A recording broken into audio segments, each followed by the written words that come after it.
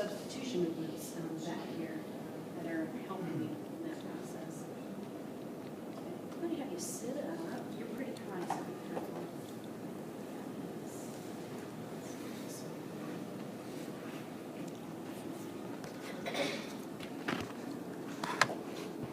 So it says you're good.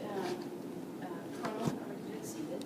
So in this position, I want you to move. It's the same thing you're doing. Bring your elbow back toward the wall. Nice. So that's much better. For her, I might measure her this way. Okay? Because you're doing a lot, when you're laying down, you're doing a lot of substituting coming out like that versus that. So for you, I might just take your measurement in this position. So is this, when we're measuring, is this more of a, if you realize that they are doing substitution, can you just stop? Yeah, you Or need to just take stop. a measurement No. and then have them set Yeah. up and see if you can do it the other way? You can do it that way, but if they're substituting, that's not an accurate measure. Okay. Because what am I measuring? When she does this, what am I measuring? She's really abducting. Yeah, she's not going into extension, she's doing this abduction. So I corrected her. I was applying a lot of resistance though to try to hold that elbow in. Yeah. And then I took a measure, and then we stopped one more time, and I had her do it again, and I gave her different instructions. The last time I said, I want you to try to keep your shoulder abducted, keep it against your side as you come up. And so that last one was a better measurement, but for her, seated would be probably the best. I guess I noticed that because whenever I'm teaching a water class, I'm asking them to do a bicep curl and telling them to pin their shoulder, their Together. elbow to their side, Mhm. and so I give them that whole instruction, pin your elbow to your side, do a bicep curl. I can't tell you how many people I have. Yeah. Hey, the sun's up. Yeah. Okay, but it's also gonna depend on your patient. I mean, if your Depending on patient what's is going not, on. yeah, If whatever she's the diagnosis elderly, is. I might not have her prone, it depends on a Yeah, so lot you're of just gonna things. get the best that you Sure. can. Why, if you're elderly, why would you? A lot of times it's difficult for How to someone get in a who's position. older, and get I'm laid thinking down, elderly, face down. to be able to get back up and to get face down, and if they have respiratory issues, it's just more difficult. Yeah. This is so much easier. Why put them in all of that extra stress when they just do it like this? Okay. Okay, so we're like this time, and then I want you to bring your elbow back. So again, you have the same setup. Now she's in the seated, you can relax. In the seated position, was not greater than 90, so I know it is 75 degrees. It's not supposed to be 90. Oh, okay. I'm just saying. It's not great. You're not gonna fail, huh? Yeah.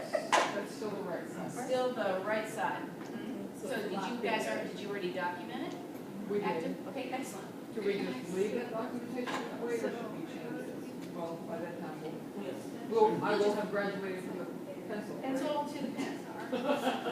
Okay, so you're gonna do that one, you're also gonna do, she's gonna, after that, yes, on that. Right. On every one of these? Right, And you'll document seated. right, that I did it in the seated position versus prone.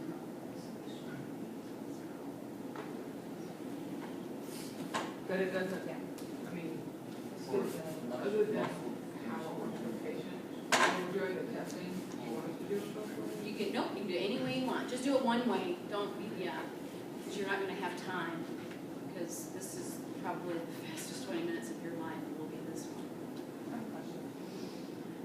But when they're laying down, why is it necessary for double? Why is it necessary? Because what's happening is you're taking the slack off of the muscle, because all we're looking at is the joint. We're not looking at how long the muscle is, and by doing that, it's going to restrict it even more. So I just want shoulder. How far can you push your elbow back? Are they doing it differently? No, they're not. I was just wondering Okay. because, Yeah, you're going to get more motion that way, and that's what I'm looking at more than the muscle length.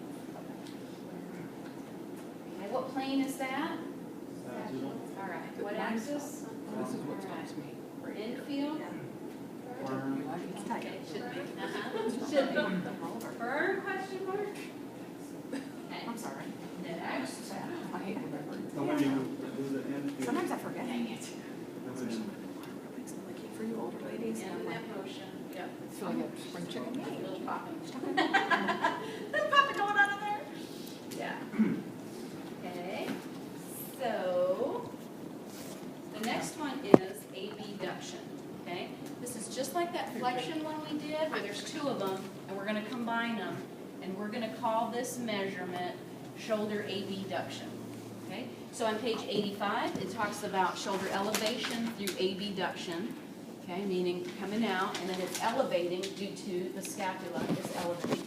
Once you get to about 90 degrees, the scapula kicks in and it elevates, is what it's saying. Okay, so our measurement on page 86,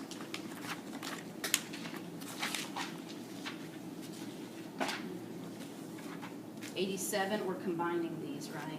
86 Okay. and 87 are combined. They're Yeah, combined, this is A, and it's shoulder abduction. shoulder A deduction. She's saying it's two, just these Yeah, two. page 85. But what we're This really one? looking at is page 86 because they're not showing it on page 87. So on page 86, the bottom left, it says, the patient is supine or sitting, the arm is at the side in a deduction in external rotation, the weight of the trunk stabilizes her, the goniometer axis is placed at the midpoint of the anterior or posterior aspect of the glenohumeral joint, meaning when she's in the seated position, I can come back here, or I can come in front and I can do it. Okay, so it says that we can do it here or here in the seated position. Let's do it in supine. I'm going to lay on your back. Okay, and then it says, the stationary arm is parallel to the sternum, the movable arm is parallel to the longitudinal axis of the humerus, and the end position, the humerus is moved laterally and upward to the limit of motion. So what does that mean? You're going to bring it out, and you're going to go up as high as you can go. So I'm going to slide this over again, just so we can get full motion. Okay. And the only way I can do this with her laying down is in the front. I can't do it posteriorly, right? I can only do it anteriorly. So here, what I'd like for you to do, my stationary arm, see, is staying stationary to her trunk. The movable arm is going to follow the humerus. Thank you. All right. Sorry. Wait till we get to buttocks. Okay. So for this one, I want you to bring your arm out. I'm going to come down here just so you don't whack me. Okay. So you're going to bring your arm out and up. Oops, come this way.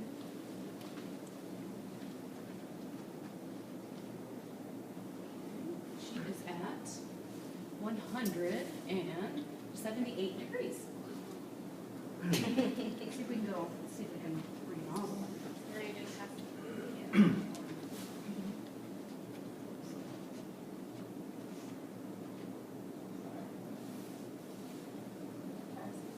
So help like make a snow angel. She's doing it this way. Yes. That's passive. It's passive and it's greater than 180, so I'm going to say 183. Yeah, snow angel, that's good. I'm sorry, I like to use analogies. I like it. Okay, so Helen, I'm going to have you sit up again. Let's do it in the seated position. I'm going to get behind you. I like those shoes. They got all wet the other day in the rain. And my feet were wet all the way. They're light, they look light. Yeah, They're easy to arrange. Okay, so same, now we're doing it in the seated position, and with this one, This one is not horizontal. what is it? Was that This is horizontal? not horizontal, this is just abduction. Okay, You were lying this down. is this is abduction. What is the plane? Frontal plane and what axis? Sagittal. Sagittal. Do the hands have to be? No rotation going on. She said snow angel or no? No, what is the movement? That's- This? Yeah. There's no rotation, we're just abducted, coming away from. Yeah, but that's not horizontal. We're not doing we're not at horizontal yet. The horizontal's out here.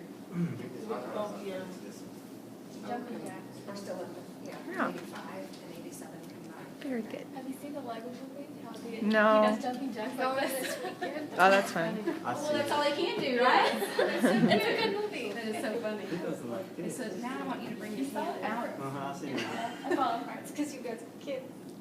I seen it the excuse first me. day. Me too. Okay. So in the seated position, actively, she has Oh, I guess I didn't have to do that. 162 degrees.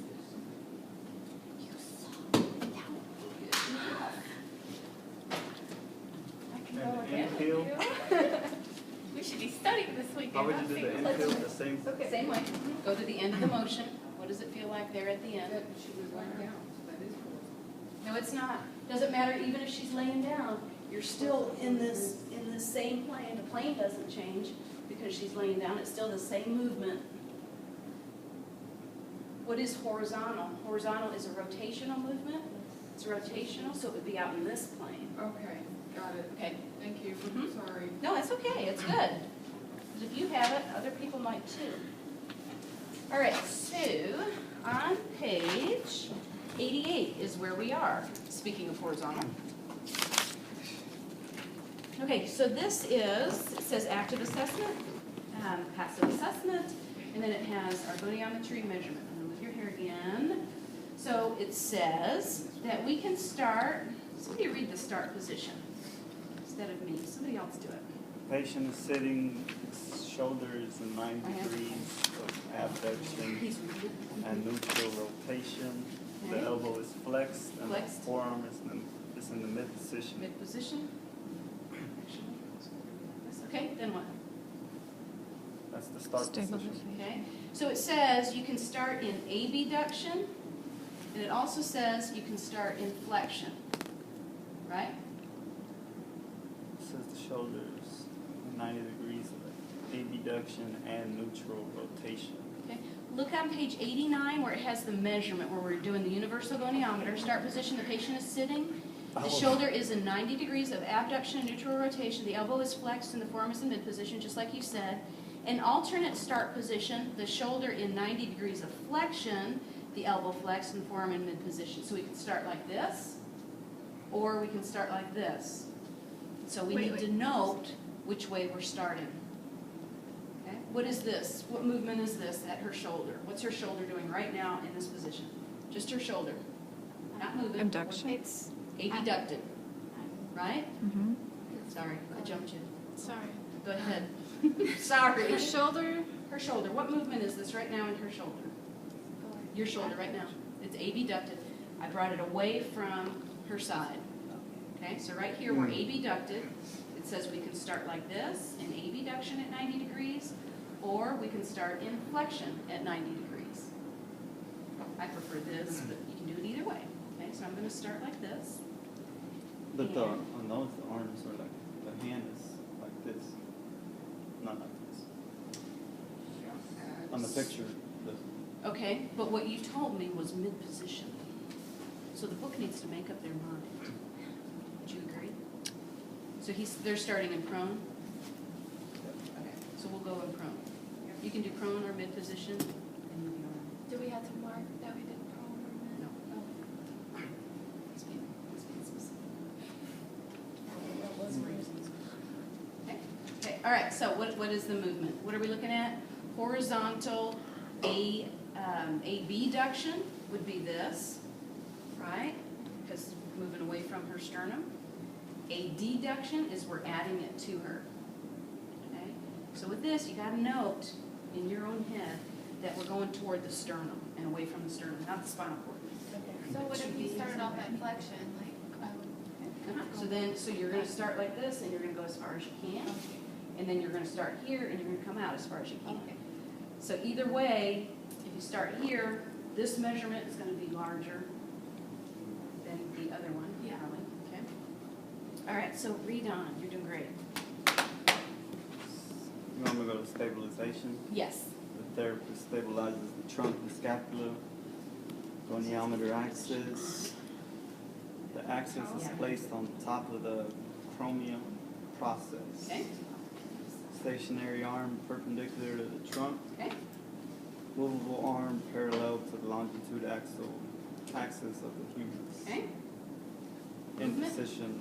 The therapist supports the arm in abduction. The therapist moves the humerus anteriorly across the chest to the limit of motion, and posteriorly to the limit of motion. Yeah, I'm not a fan of that either. Okay, so, because I want her to do it. So I can position her in this position, but then I want her to do the movement. So actively, I want her to do it. So I want you to bring it in as far as you can.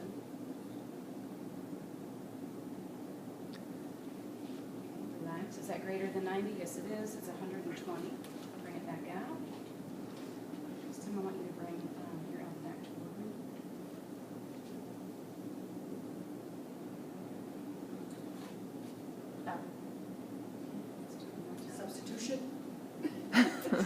her Yes. elbow dropping, like I see it dropping.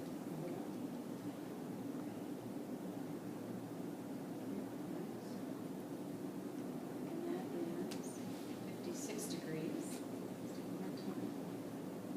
And back toward you.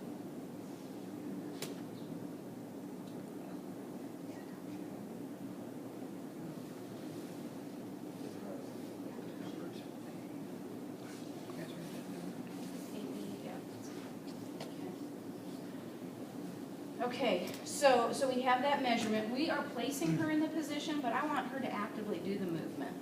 Okay, so she's actively doing it, and I'm taking my measure. And then again, I can passively do it, but then that's my passive measure. Okay? So passively, I can push her to that limit of motion. Okay? For this one, you want both also? For all of them, from So we are here good. on out, forevermore. What plane is that, Dawn? I'm sorry. What plane is horizontal abduction? You're moving in, it's called horizontal. Horizontal plane. Okay, what's the axis? Transverse. Got it. No, that's vertical. Say Vertical. it. Transverses. Transverse Oh, is sorry, vertical. horizontal. He's right. He's always right. That's what I meant. Yeah, Vertical. yeah. You got it. And here is it. Huh? He is though. Every time he's Yeah, it's right. cold. My hands are frozen. Yes. Okay, for like Your hands. gravity, like gravity may be Got an my issue hand. for the person, but we're not measuring gravity. We're not measuring strength here. Right, so if you see the person's shoulder is dropping because of the gravity, can you do something like have them like on a table, so put that the right way? In the real world. And then do Stabilize it it. that way? You bet. Could you just stabilize it with your own hand? I can as long as she's doing the movement. Okay, just so that you can get that proper writing. Okay. And maybe that's why they're describing it that way. What he was reading, he said that the therapist is supporting the limb, but I want you to be able to discern the difference between active and passive, so. Yeah, I think this, because they're, it looks like under the measurements, they're only doing, Passive? I don't know. yes, yeah, it looks like it. The assessment is both, but then under the measurement section, it's just doing yes. It always says therapist, it looks like. Okay, so we are now on page 90. Okay, and I don't know if I can do this without rocking your boat or not, but I'm gonna try. And if it's confusing, we'll stop, okay? On page 90, it talks about shoulder internal rotation. What does that look like? We're internally rotating. I'm just talking about my shoulder. Yep, got all kinds of stuff going down further, but shoulder internal rotation, shoulder external rotation, okay? Or shoulder internal rotation, if you want to look at it in a bigger picture, shoulder external rotation, and that's really how we're going to measure. On page 91, it says, we can do this prone or supine. Okay, so we can do it either way. So there's an alternate test. We can do it with her laying down, or we can do it with her supine. If I turn the page to external rotation, there's only one way I can do that, and that is supine. Okay, so I'm going to do both of these in the supine position. Is that okay with you all? As I take a measure, I'm going to do both of these with her supine. But no, you can do it prone. So I'm going to have you lay on your back, and you need to grab a towel. I want you to bend your knees. Grab a towel.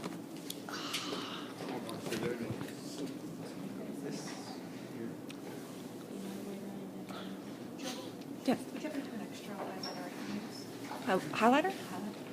A highlighter? Yeah, I think so. No. No, Jody has it, she's everything.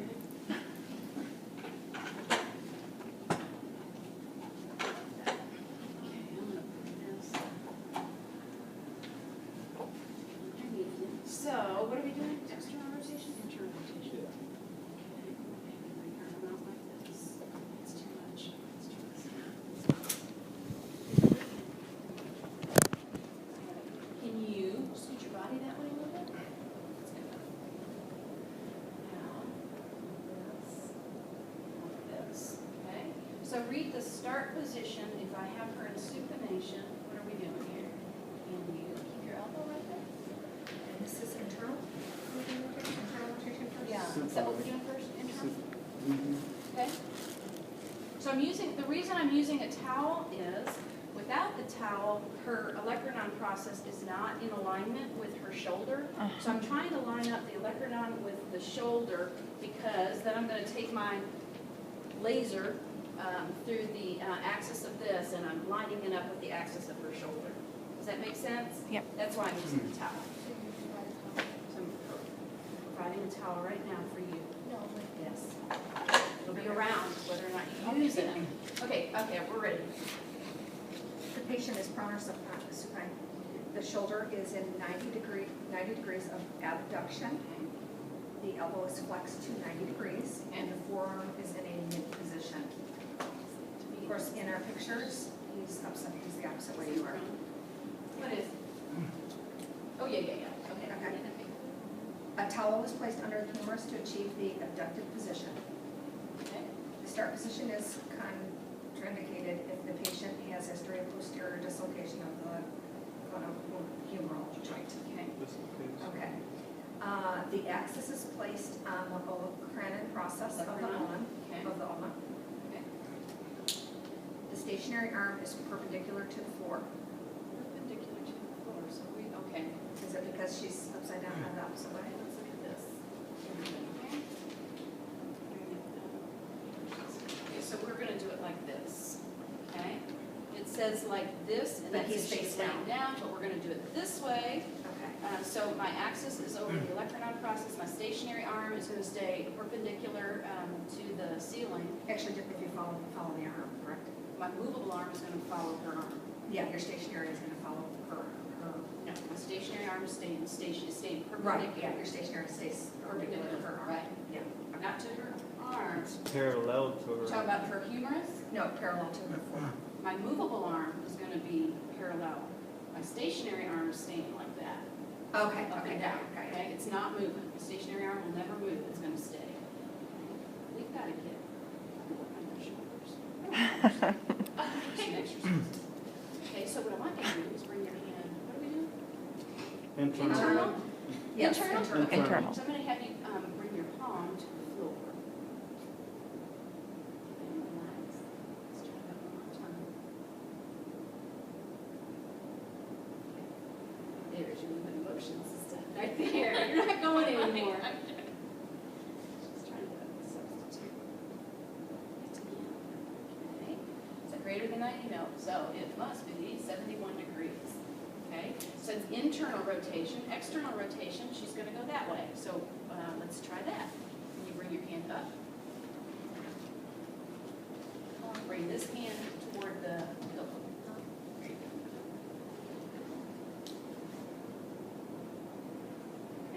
and that's 90 degrees of external rotation. So she drops. Would they be able to, if, when they're internally rotating, go past the plinth, or not typically? No, And if- she's not even, right here, you can even feel it, this is about the limit of motion for her. Okay. But can you, yeah, you might be able to get to the plinth, so there's an alternate test position. I'm gonna have to sit up. Let's say she can do that. The alternate test position, which I don't prefer this one because I don't think you get as accurate of a reading. And on the next page, it says that there's an alternate test position. It says something about, Teresa, can you read that? It says her shoulder is abducted. Yeah. The patient is sitting. To measure shoulder internal rotation, the shoulder is abducted to about 15 degrees. So we're not abducted very much. The elbow is flexed to 90 degrees, and the forearm is in the mid position. So we're like this, and then we're going to internally rotate, and we're going to externally rotate. The reason I don't like this, if you have someone with a big belly, you will be limited. You know, it's asking the same kind of questions you're laying out. If you have a big belly, this is as far as you're going to be able to go. So I don't prefer this method at all, but this is what it looks like. Again, I'm still lined up with the olecranon process. My stationary arm is perpendicular to her trunk. The movable arm is going to follow the ulna as she internally rotates.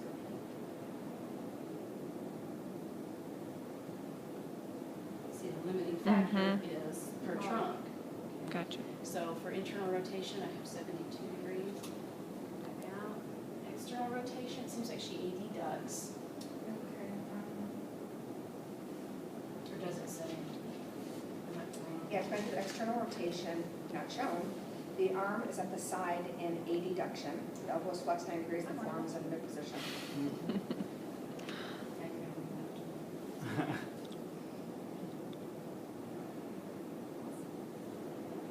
Which is 90 degrees.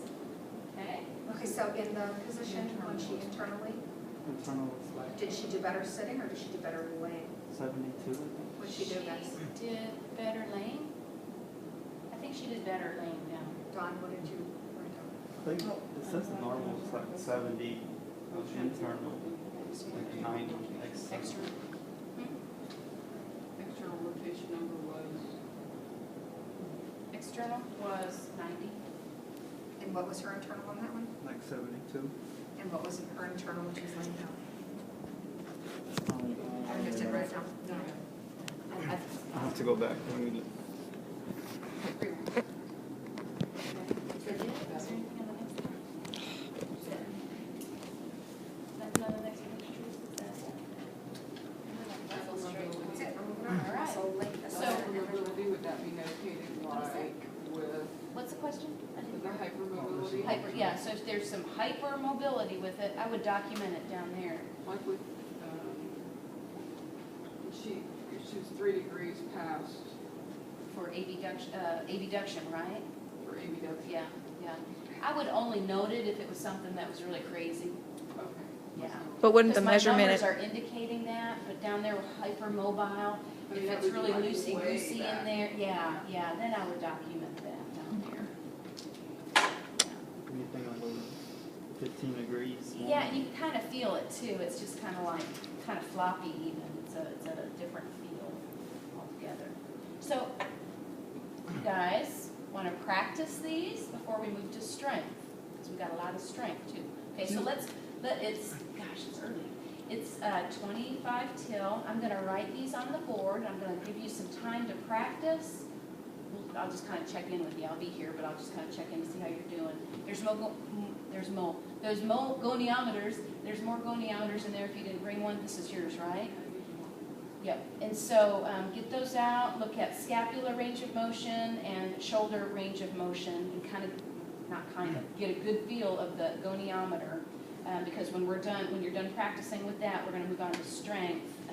And you have a practical next Wednesday. On some of these assessments we don't do, it's like the shoulder extension. You just went straight into the. I measured it. the Just right goniometer, into Yeah, I'm just measuring it. Not the Mhm. assessment part. Not necessary for what we're doing. Up to 93, is that where we are? Yeah, we're not going to do the muscle length on the next page, so we're doing it up to this page. So when we're doing those, the ones you said not necessary or What did I say? Yeah, we're combining it. We're calling it shoulder flexion, and we're calling it shoulder abduction.